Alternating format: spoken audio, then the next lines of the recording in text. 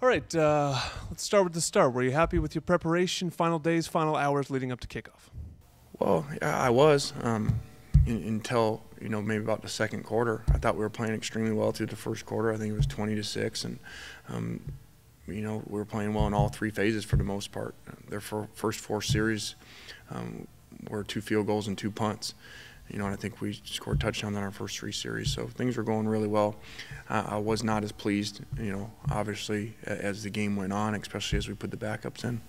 As John Baxter likes to remind us, the game always starts with a special teams play. Do you feel like all that practice, all that work paid dividends in this one? I do. All the time that we put into it and playing our starters as well on special teams definitely paid off for it in that game, not just with Ronald's return, but also with our kickoff coverage. Our kickoff coverage did a really phenomenal job throughout the game.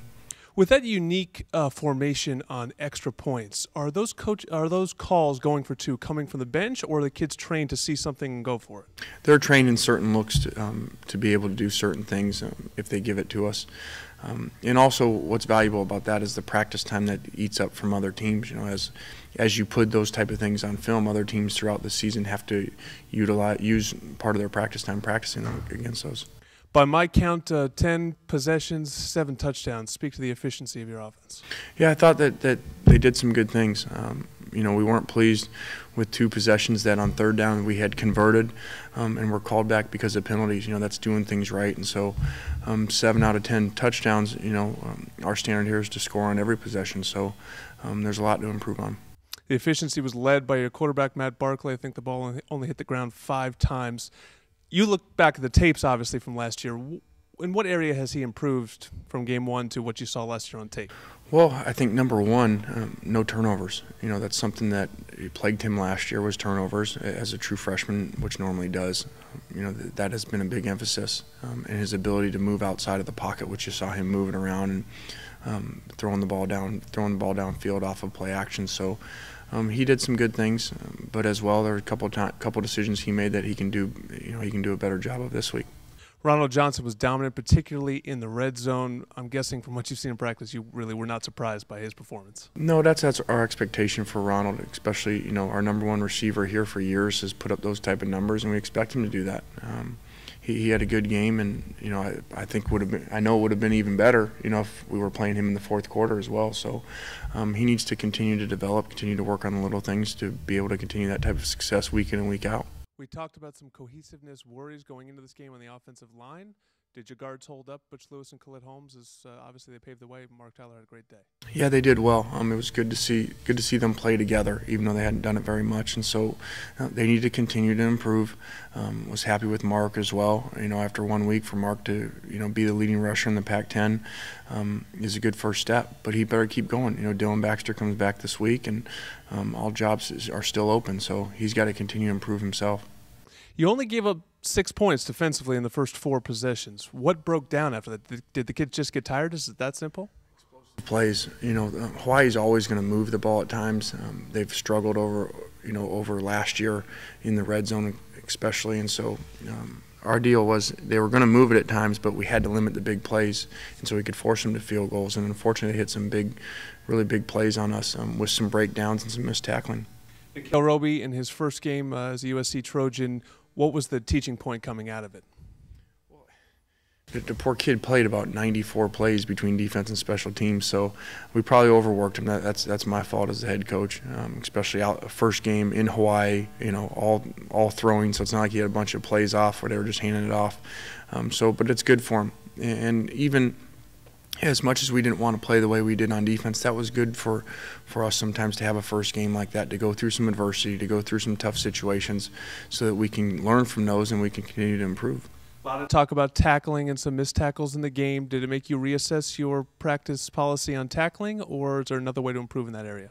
No, we're not changing, because, as you look at the overall picture, we're going into week 2 and we're basically, close to 100% healthy for the most part. So we need to maintain that, because I think you got a little glimpse of why that's so important to us in the fourth quarter when we did put our backups in. You are talking about a limited roster because of the scholarship numbers, and a number of those guys have already left our program that would have been playing in that situation. So we're going to our 3s instead of our 2s.